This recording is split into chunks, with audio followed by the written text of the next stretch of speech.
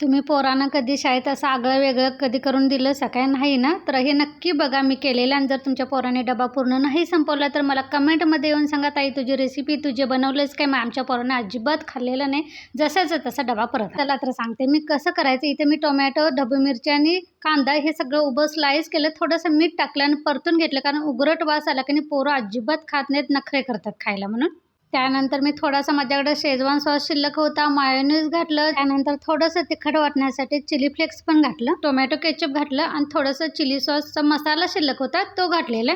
तुमच्याकडे जर मसाला शिल्लक नसेल, मॅगी मसाला किंवा अजून कुठलाही तुमच्या आवडीचा मसाला घातला तरी चालतो. त्यानंतर मी चीज किसून टाकलेलं. चीज किसून टाकलं कसं पोरांना पण आवडते ते, म्हणून थोडंसं जास्त प्रमाणात चीज टाकायचं, सगळं मिक्स करायचं आणि चपातीचे छोटे छोटे फुलके कणे भाजून घ्यायचे बिना तेलाचे. आता माझा दुसरा फुलका भाजतोपर्यंत मी पहिला पोळपाटावरच ठेवलेला आहे. त्यावर जी बनवलेली भाजी असते ती ठेवायची, थोडंसं मध्येच ठेवायची आणि पसरून घ्यायची. आणि दुमडायचं कसं ते सांगते. पहिल्यांदा खालून दुमडायचं, त्यानंतर एका बाजूला घडी करायची आणि तीच घडी परत परतवायची.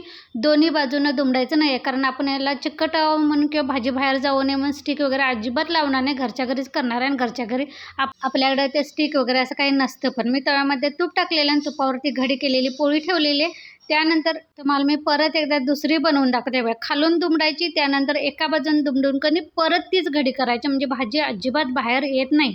आणि असं दोन्ही तव्यावर ठेवायचं आणि तुपावर खमंग तांबूस कलर येईपर्यंत दोन्ही भाजून घ्यायचं. गॅस बारीक ठेवायचं. मस्तपैकी खमंग असं आगळं वेगळं काहीतरी पोरं आवडीनं खातात. आणि पूर्ण जर डब्यामध्ये बसत नसेल ना, मध्ये तुम्ही चाकूनं कट करा आणि अर्धा अर्धा भाग करून दिला तरी चालते. तर हे बघा मी तुम्हाला जवळून दाखवतो कसलं भारी दिसते.